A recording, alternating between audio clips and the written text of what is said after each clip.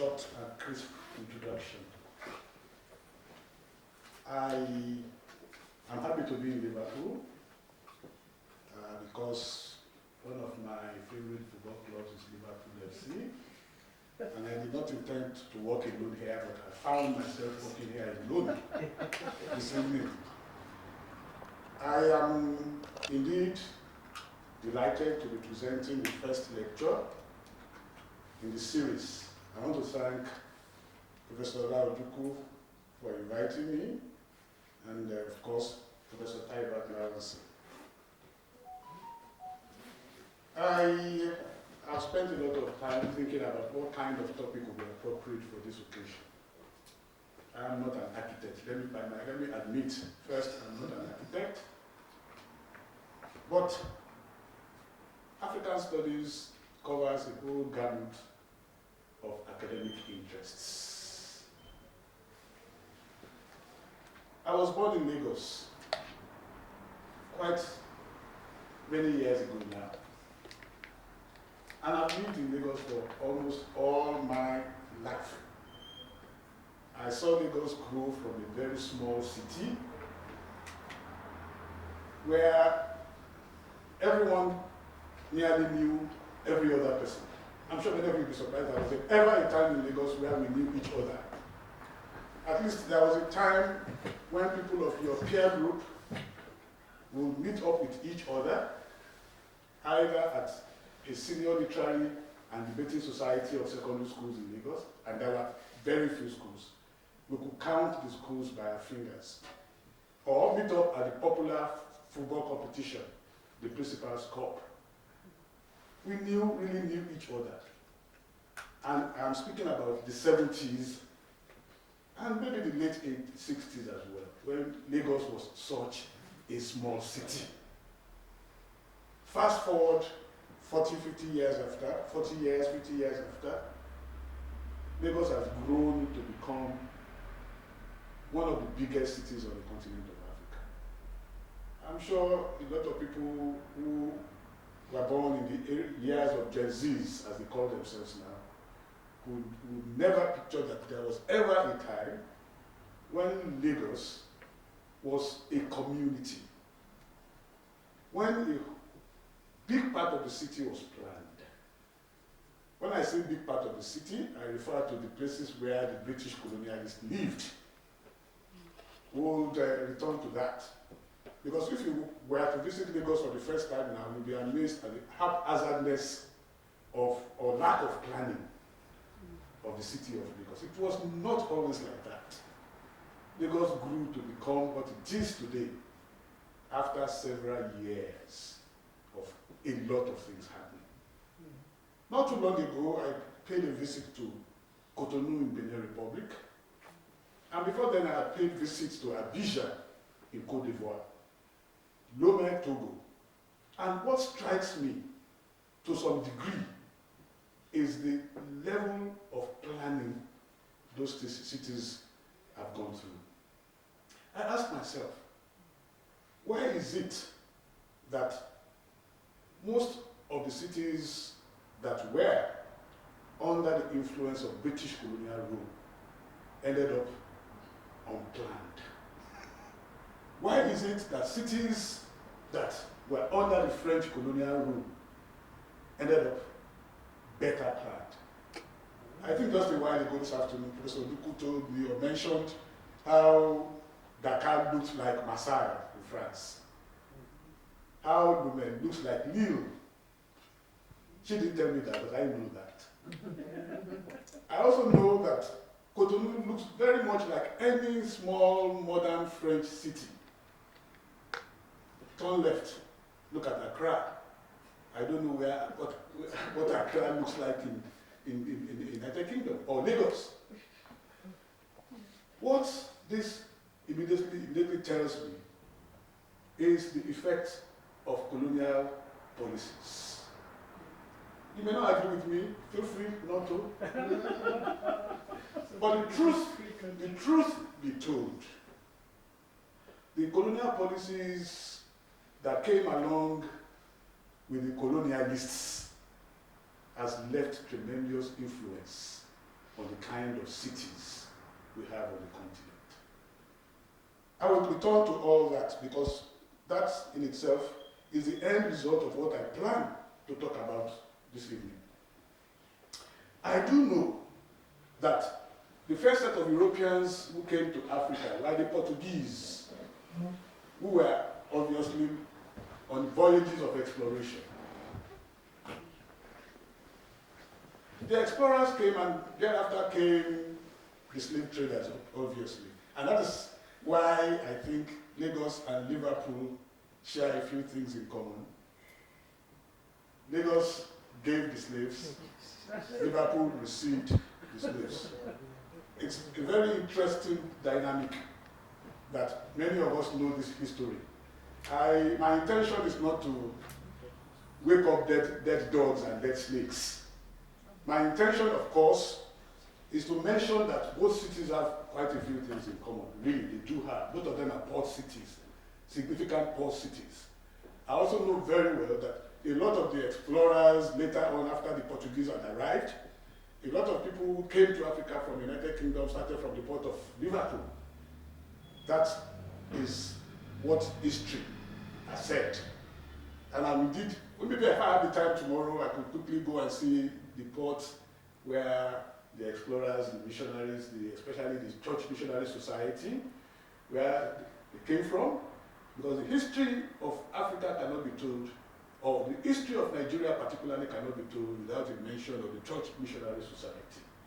And of course, all of the monies that were made from slave trade. I just saw not too long ago some of the structures that are here in Liverpool, and I dare say that the wealth of slave trade built part of Liverpool. This is not the story of Liverpool. I'm not here to tell the story of Liverpool today, but you can't help but mention some of these things. My concern today principally is to discuss the role anthropologists have played, and anthropology as a discipline in where Africa is today. And I say this without malice. I indeed would like us to look again at some of the things that happened from the 13th, 14th, 15th, 16th centuries up to the point that decolonization became a principal subject matter of African studies. Again, I think I need to mention at this point that by training, I am a philosopher in African studies. And that has influenced my perception of whatever it is I will be saying this evening. 26 years ago, my first contact with academic African studies started, 26 years. And 44 years, my contact with philosophy. I remember vividly my first lessons in philosophy at the University of Lagos.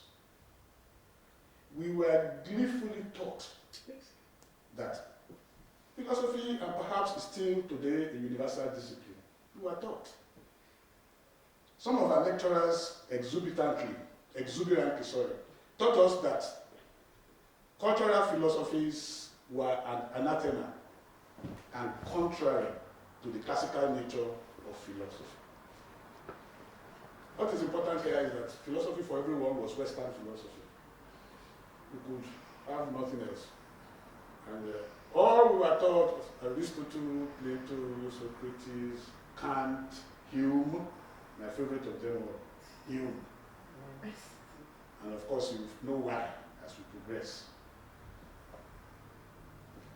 Our teachers who dared to challenge this orthodoxy suffered the consequences by being either delayed or denied promotion, or even the opportunity to publish their papers in any frontline academic journal. For you to be a philosopher, you have to be relish in the ideas of Kant, Hume, Hegel. Otherwise, you will not get published or you will not get promoted. 44 years down the line, some of the challenges faced by our daring teachers still remain, sometimes in more virulent form. It is interesting to note that most of the problems that confronted African scholars in the early days were those bequeathed by classical anthropology. Today, I speak about some of these challenges and how some of us academics and intellectuals, as well as the discipline of anthropology and its offshoot, colonialism, have contributed to the slow development of intellectual studies, urbanization as well, especially as they concern the continent of Africa.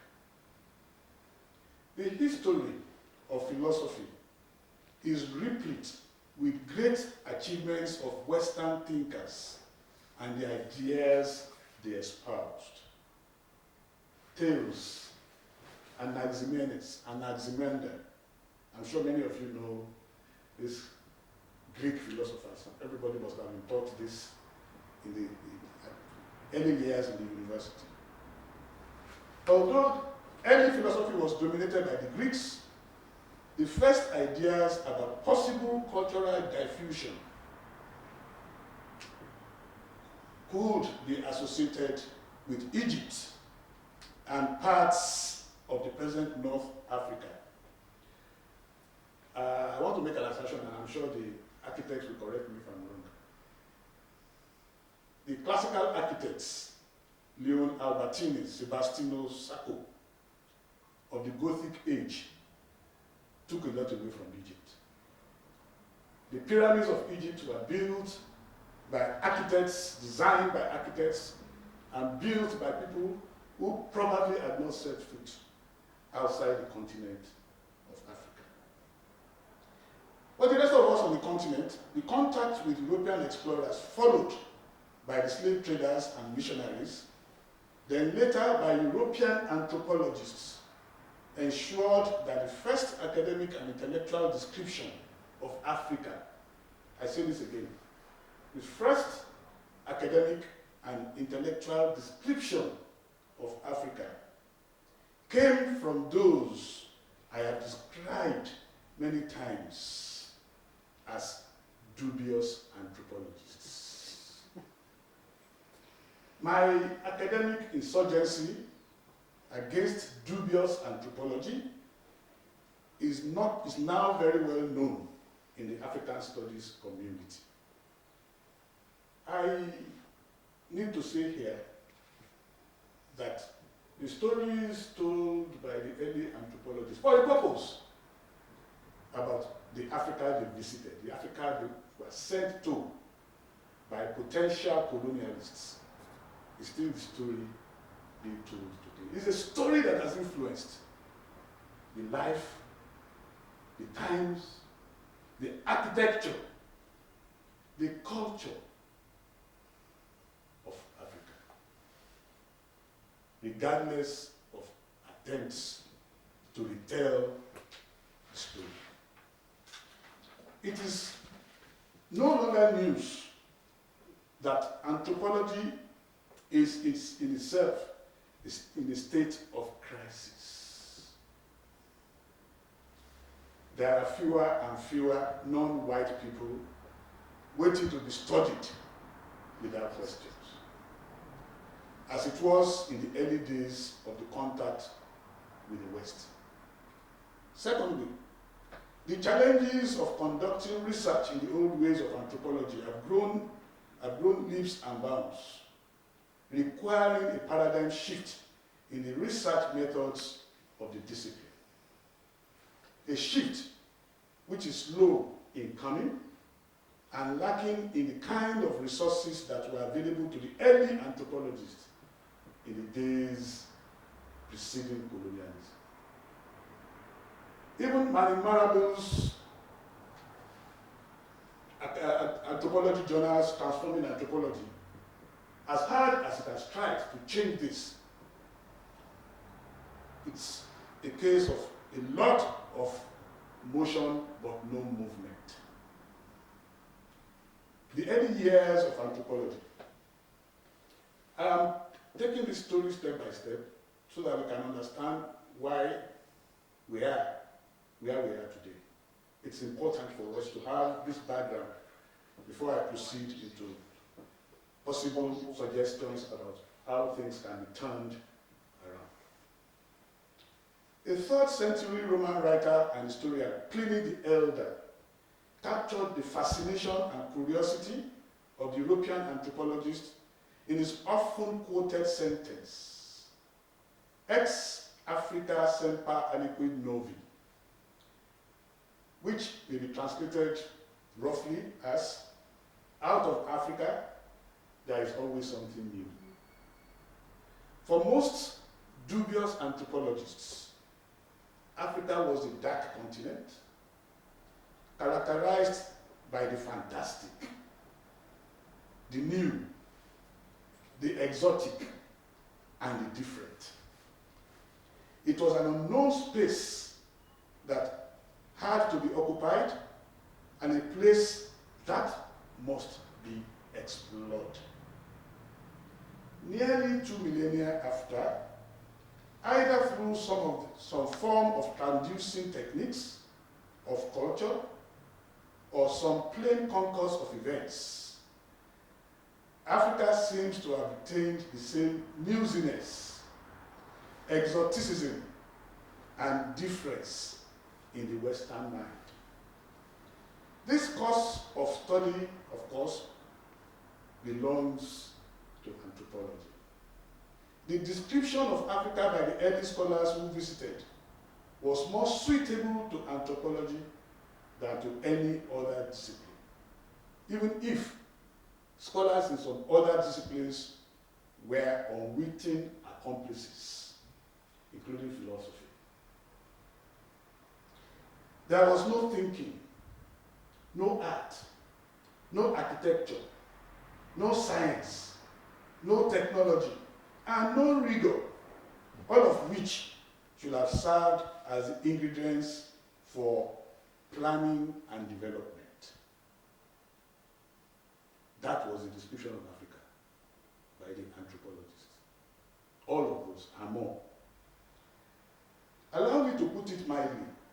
It appeared there was nothing intellectual in Africa to deserve any attention from the early European academic visitors. There was no basis for any academic or intellectual hybridity.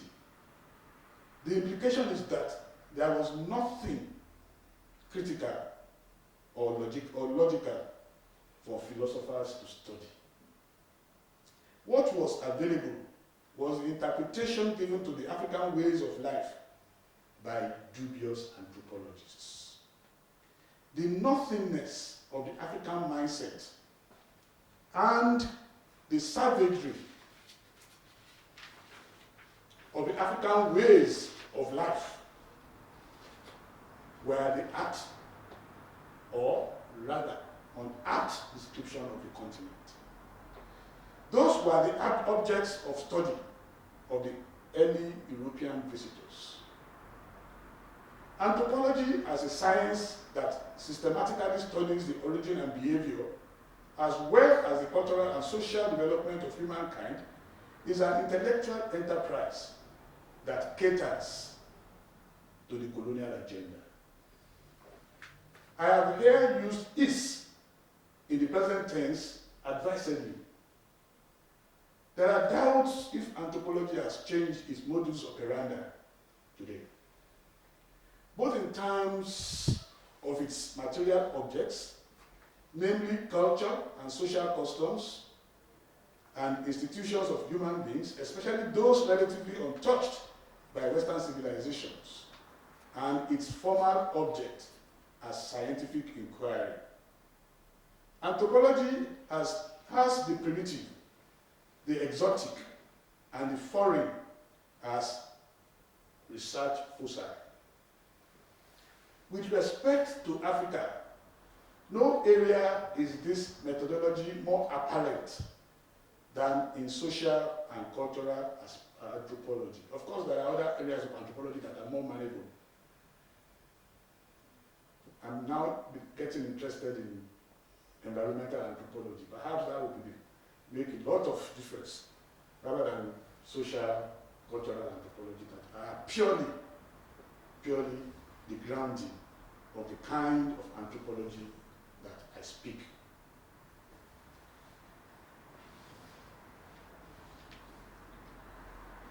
With respect to Africa, no area in this is this methodology more apparent than already said, social and cultural anthropology, aspects of anthropology that unfortunately served as the ground norm of African philosophy and Africa's contribution to intellectual studies. Taken as an ideology of influence, control and critical culture, anthropology unveils itself as a distinct form of sociological theory with racialist teleology. Have you ever wondered why anthropology is not a popular course of study on the continent of Africa? Because the question would be, who are you studying? Because anthropology was created, founded to study you. So when an African says, I'm studying anthropology, you just look at it and say, well, I don't know who you are going to have to study, because this discipline is all about you. In my considered opinion, there tends to be a collaboration between anthropology and the culture of imperialism perpetrated by colonialism, colonial culture, and some of the first generation of scholars in Africa. Do not forget that the easiest way to enslave a people and take away their sense of self-worth is to emphasize their primitiveness. This, some of our early anthropologists did successfully. Unfortunately, anthropological researches, as peddled by early European scholars and some of their apologists in Africa, served the purpose of denying Africa the intellectual capacity of contributing to global epistemologies and intellectual advancement. A fact that still remains and haunts African studies scholarship till today. The early epistemic spaces in Africa were occupied by these dubious anthropologists and their sympathizers, masquerading as global scholars. Global scholar Terence Ranger, an anthropologist, claims that in all his visits to East and Central Africa, not once did he find local written histories, nor people accepted as historians. The same goes for the early European scholars who visited West Africa. In their view, Africa only emerged when Europeans came. After all, Mungo Park it was that discovered the River Niger. It is interesting to note as well that the kind of architecture in Africa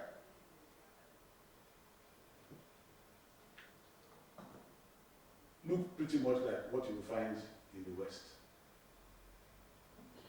Our designs now replicate Western architecture because of validity. Even when you know in your country you don't have regular power supply, you design houses that have no windows. Mm-hmm. It's strange that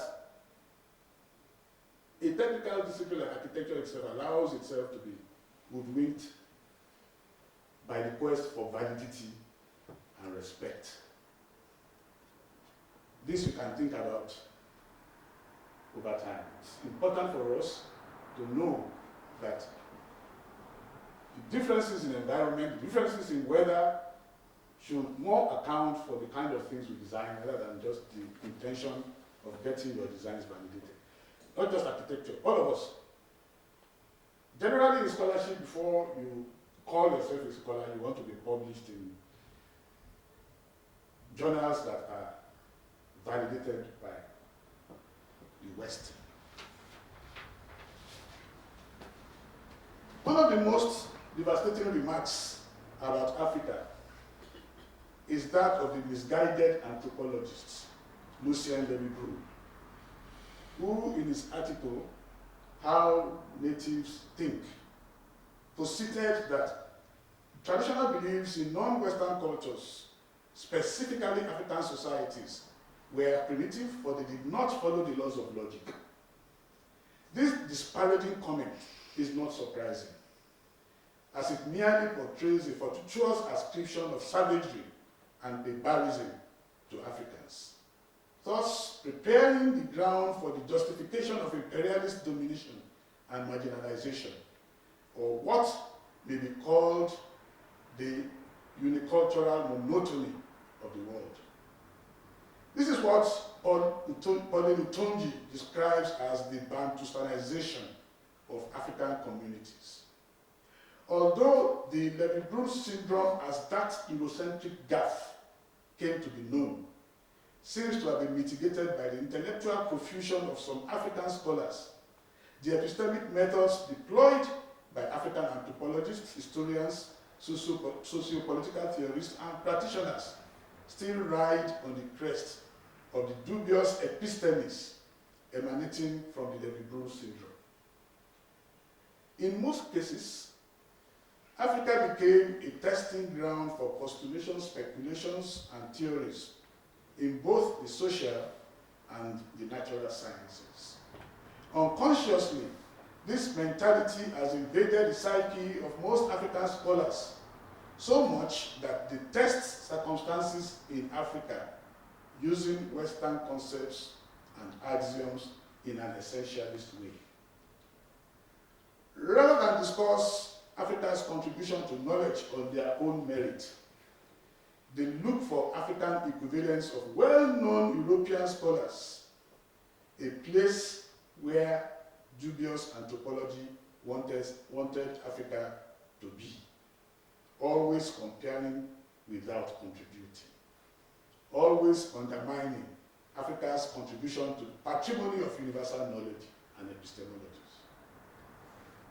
There can be no African contribution to intercultural scholarship so long as we do scholarship in Africa in an essentialist way, in a way that only compares and looks for equivalence. This is very significant, extremely significant. I will tell you why as we proceed, because essentialism has been the bane of scholarship from Africa as well. We must put the blame where it should be. As experiences in the current global order show, the African story cannot be told by others without taking cognizance of the socio-economic and cultural interests of those who tell that story. For the Western scholar who has based his or her understanding of Africa and its people on the theory of exploration, balkanization, and conquest, the story of the African is a tale of the victor, a tale well told by European anthropologists and their willing collaborators in the academia. The reason why anthropology thrived early on in South Africa was because it was supported by the apartheid regime, which saw it as its bulwark. The few black anthropologists in African institutions, be they South Africa, Kenya, or Nigeria, were mere appendages of field workers to the European anthropologists, who were in charge of the theories and concepts used in the discipline. This unequal process took the shine away from the discipline. The frame of reference of anthropology in Africa was not Africa's, but Europe's. I will be the first to admit that few institutions and research centers in Europe and perhaps in America are making efforts to turn all of this around. And of course, I do recognize the role of the African Multiple Cluster of Excellence in African Studies at the University of Bayreuth in turning this around by engaging in one of the most novel attempts at reconfiguring African studies. It's what a model I will recommend to almost everyone who is interested in African studies. It's a standard model, standard and novel effort. It is not possible to scrape the head of anyone in his or her absence. This has been going on in African studies for a long time. Now you have research where African studies is being reconfigured with a collaboration with Africans themselves. This is a story for another day. Many contemporary scholars have argued that the role anthropology played in Africa has been grossly misunderstood. Now, let's play the devil's advocate. Yeah, there are arguments that was not the intention of anthropology, that we are misunderstanding the role, purpose of anthropology. But the question has often been asked by the same people who think that anthropology has been overlaid, that we have exaggerated the negative influence of anthropology on the post-colonial Africa. Indeed, anti-colonial scholars put anthropology as part of the problem of Africa today.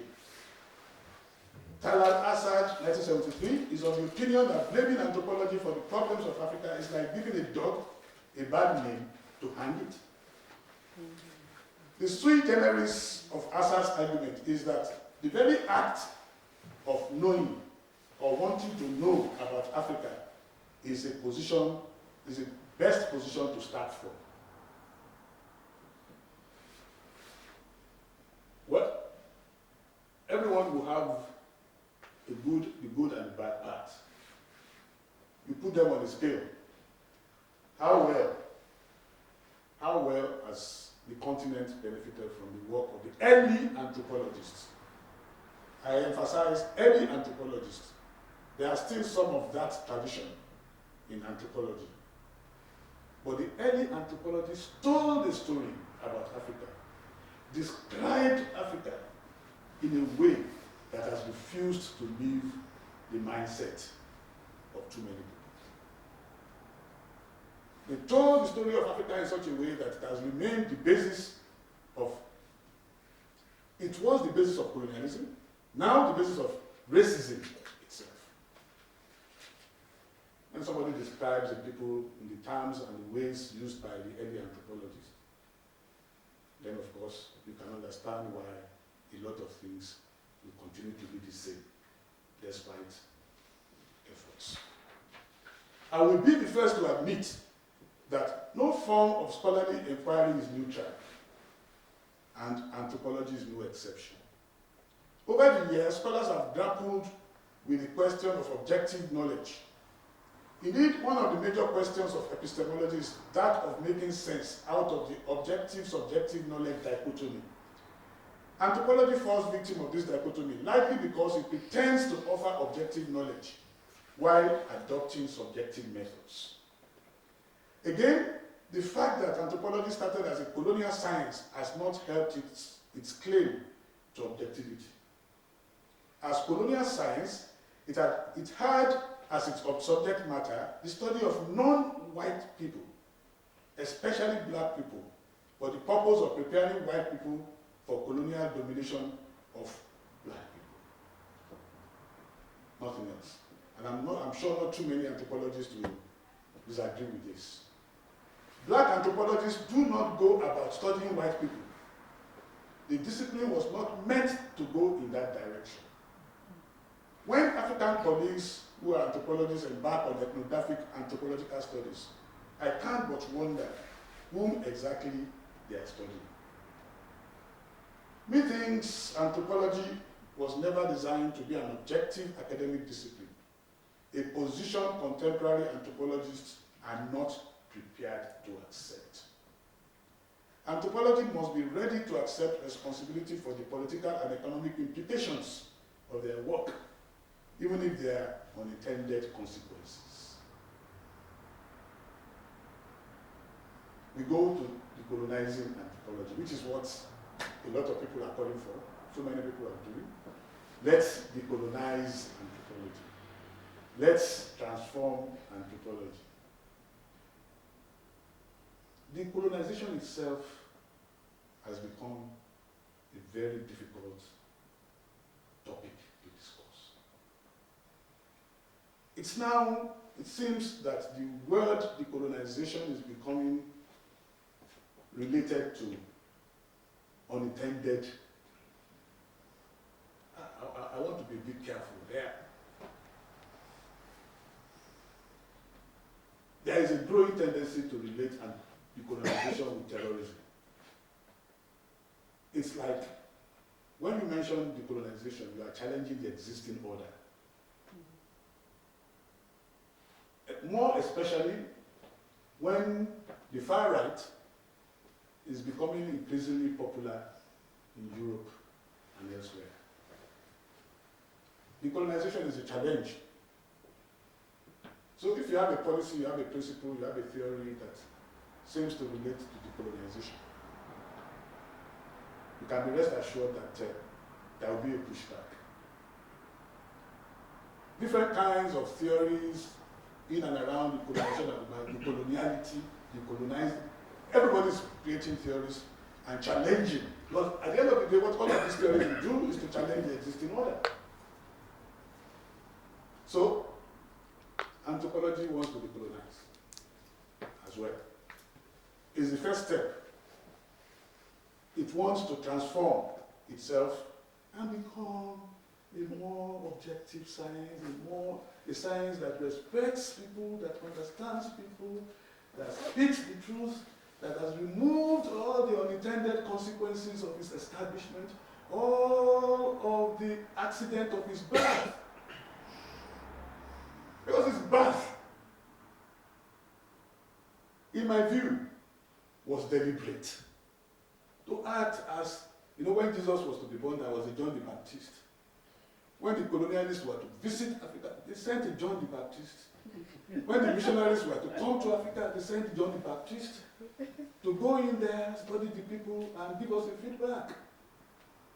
If the feedback that the European anthropologists, the dubious anthropologists took back, was such that described Africa, perhaps, I'm speculating, and I have permission to speculate, I have a right to speculate.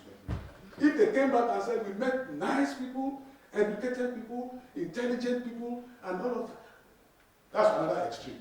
They came back and said the story, told the story exactly what they saw, and reported it back. Perhaps,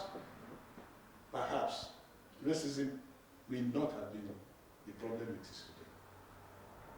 But they came back and told stories of primitive people, savages, without understanding the metaphysical assumptions of those people.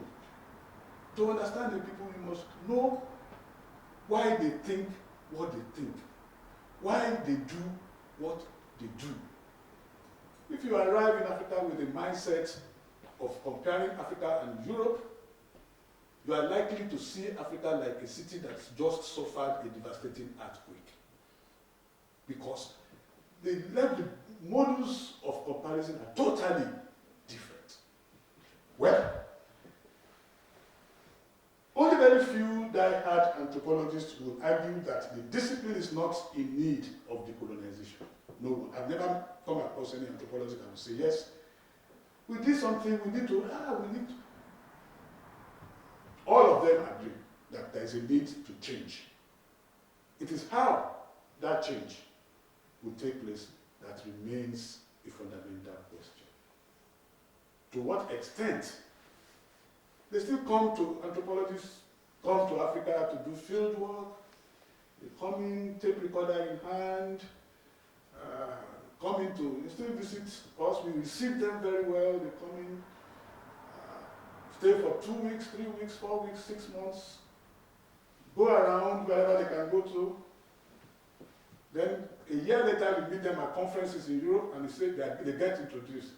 Here is Dr. XYZ, an expert on Yoruba culture. And I asked myself, this guy spent only 2 months, and that's not an expert. You know, this is what has happened over the years. The need for decolonization is particularly necessary because African studies is dominated by anthropology and anthropologists. That is the situation. Those of you, I don't know how many of you here are part of the African studies community, you will find that it's still a discipline dominated by anthropologists. It's understandable. More than 50% of African studies scholars are anthropologists, and that's the fact. Other disciplines are struggling for the crumbs that comes from the master's table. The leadership of most African studies associations is largely made up of anthropologists. Statistics show that African Studies Association of America, one of the biggest, has had more than 70% of its presidents since its inception in the 1950s as anthropologists. It therefore goes without saying that decolonizing anthropology is tantamount to decolonizing African studies. So there is this connection. I think I need to speed up a bit. Decolonization is the process of deconstructing colonial ideologies of the superiority and privileges of Western thought and approaches. It involves dismantling structures that perpetuate the status quo and addressing unbalanced power dynamics. Are we truly ready for this kind of transformation? Are we? It's a radical transformation. That is why far-right scholars will always see some threat in this kind of decolonization. Always see threat, where there should really be no threat. All of us should be able to contribute to patrimony of human knowledge from whatever standpoint we are, without being afraid of each other, and without essentializing. That is the problem of African scholarship itself, essentializing. Now attempt to confront the time-held assumptions about you, you present evidence to show that we also have this. Or ours is better than yours. That is not the way scholarship should go. But yet, given the history from where those kind of scholars are coming from, you understand why an Onumila will have to be presented as equal of Socrates or better than Socrates. Yeah. That is where we have been pushed to by the kind of scholarship that has been going on over the year. So, is it possible to decolonize anthropology in such a radical way as described here? Is anthropology not set in its ways? Will anthropology remain true to its name after such a radical deconstruction and decentering? Third, 2018 agrees with me that decolonizing anthropology is a long, painful process to rebuild something that reflects the ethics of the Africa that we want to build, tend to, and breathe life into. Beyond this, decolonization and many other liberal arts disciplines require rethinking the methodology employed by anthropology. At this point, I must also say that quite a number of disciplines in the liberal arts and humanities need to be decolonialized. I don't know too much about architecture, whether architecture has similar problems, but I think they do. Yeah, I think, see, colonial architecture is what unfortunately dominates the continent of Africa.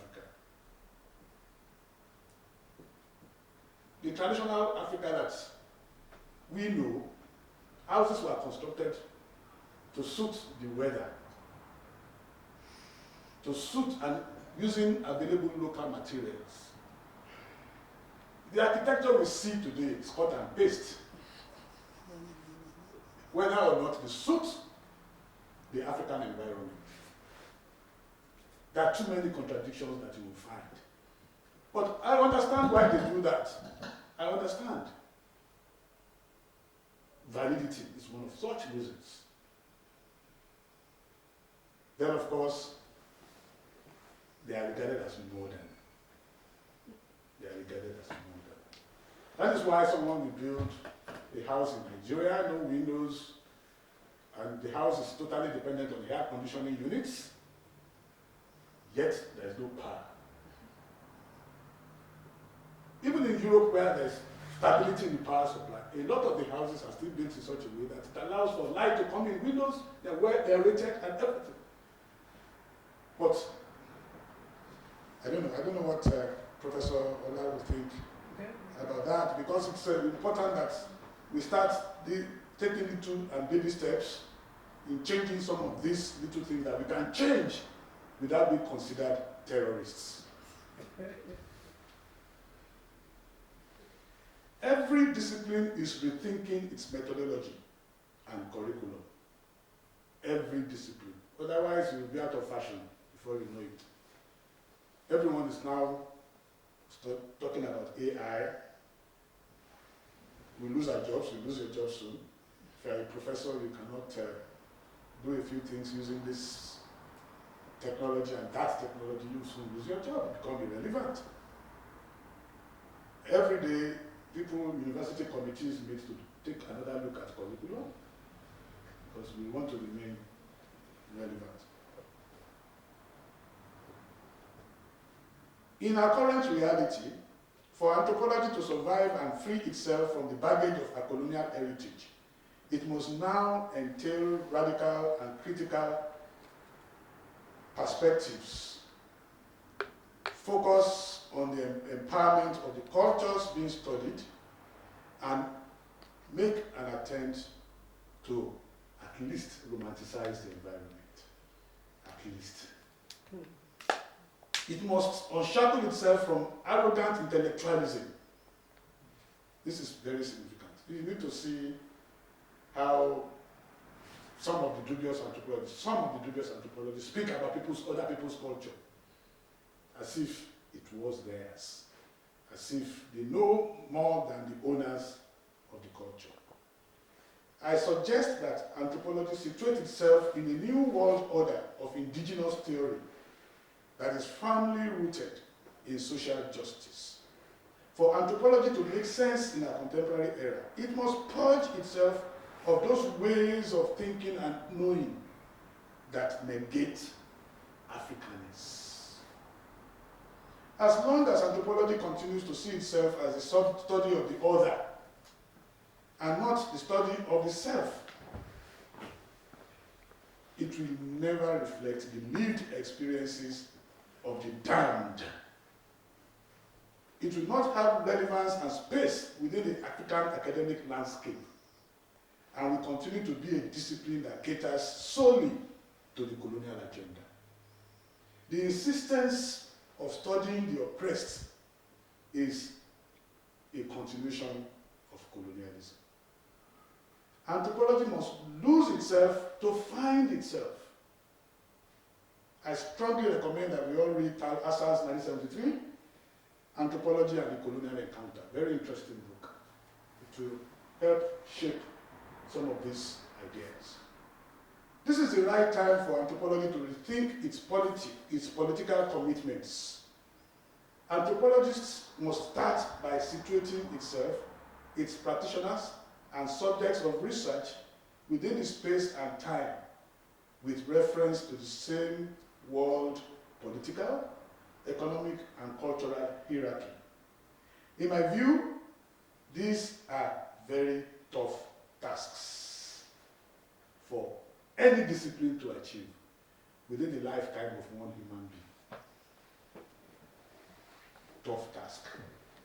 For hundreds of years, we've had a discipline set in its ways. Now we want to reform, transform, decolonize within a very short period of time. Very tough. Unfortunately, to quite a number of those who should be doing this, do not believe in it. It's merely lip service to transformation. Ask Man in Marable. He will tell you the pushback from one of the foremost black anthropologists journals in America, Transforming Anthropology.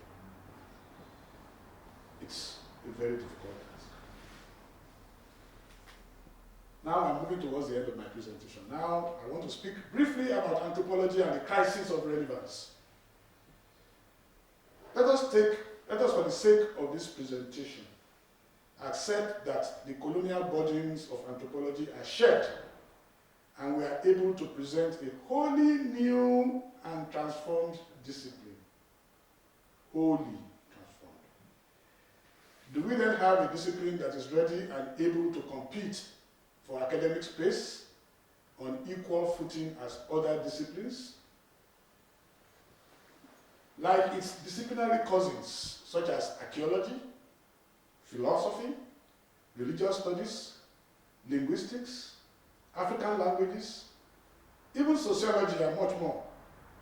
The challenge since independence has been that of relevance.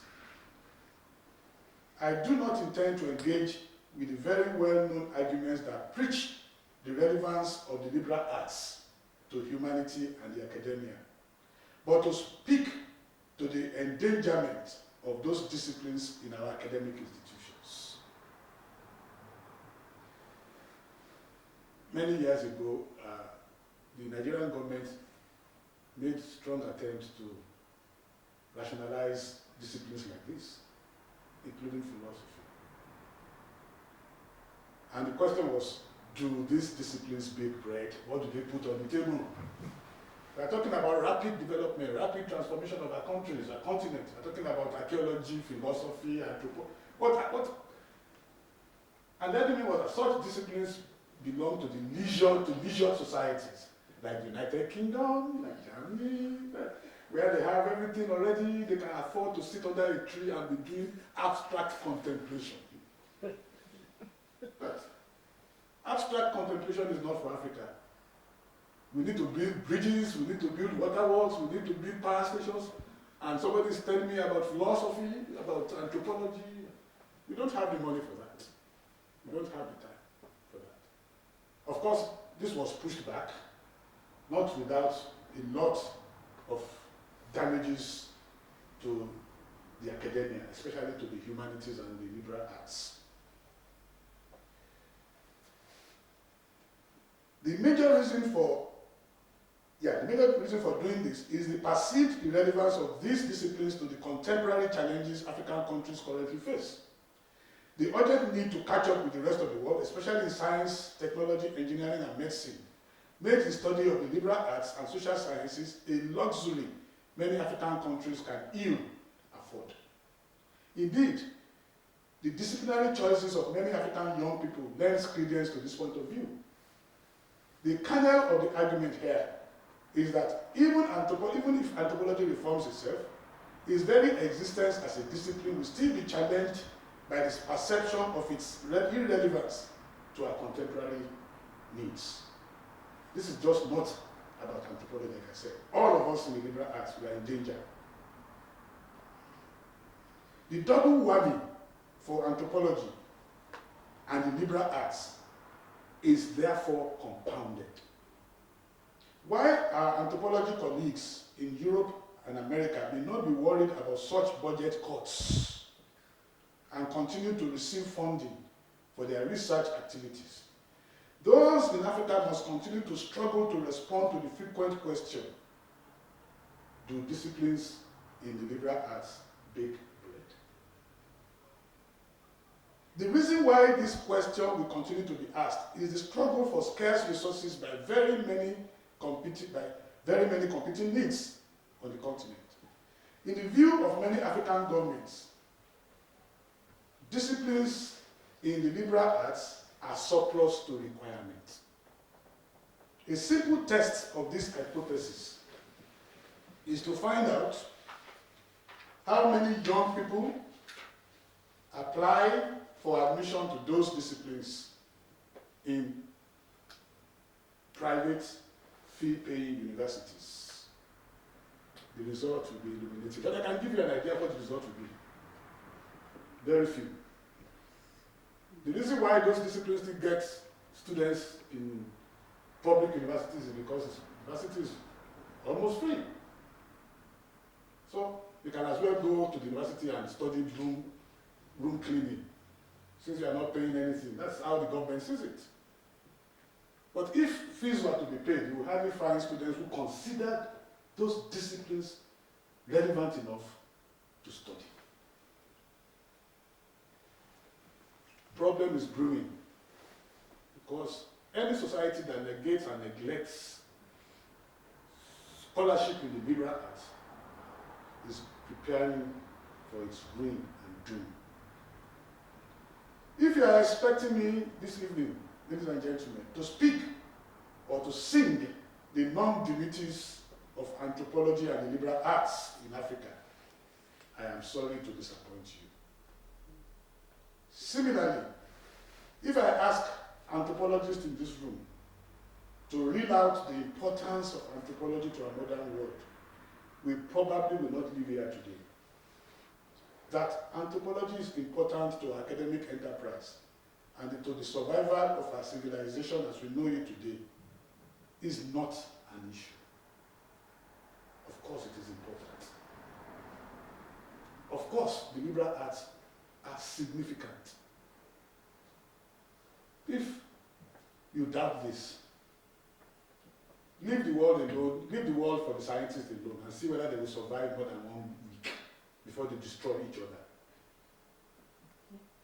You can try that, really. You can try that. Let everybody else, let all of us live and say, okay, stay alone and make your bombs. What may be an issue is whether those who control the resources of states recognize the importance of the liberal arts. Do young people to whom we hope to bequeath the discipline to see it as such?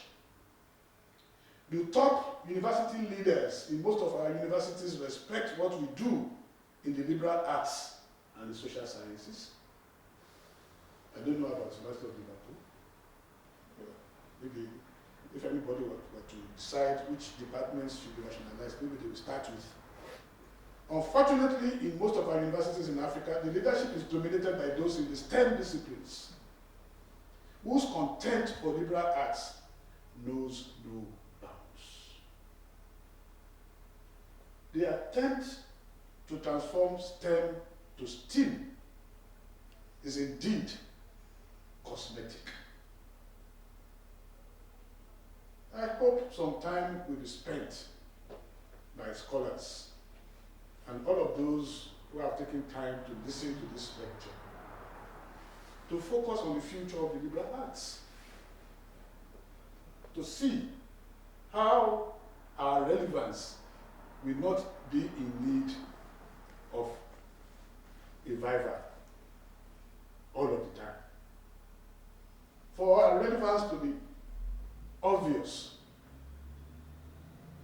we must, especially for those of us in Africa, take a second look at the curriculum of those disciplines. Otherwise, the non-dignities will, of course, become very obvious for a good choir to sing. Thank you very much for listening to me, and hope that we will have the time to discuss some of these ideas and of course to also listen to your comments and positions. Thank you very much, everyone.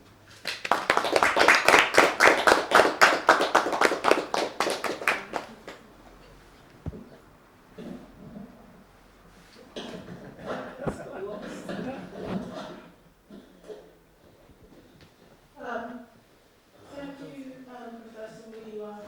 We're really indebted to you for this really, I think, wide-ranging lecture, and we indeed do not intend to sing any Goodness this evening. Because we have really more of you online than in person, and Prof. has had a long day, we will ask you to send your questions to us. We are recording this lecture, and we will, in the course of time, I'm sure, engage with Professor Faye, who will be more than happy to respond to you directly. So I think it's my pleasure on behalf of AHUWA, the research group, but more importantly, I think the School of the Arts, where we are, this magnificent library, and the University of Liverpool, to say thank you very much for this all-encompassing lecture. And we hope this is the beginning of, indeed, long romance that will be constructive and move to further things in terms of collaboration and our future work together. So could you all join me again, both online and in person, in thanking Professor Faye for this really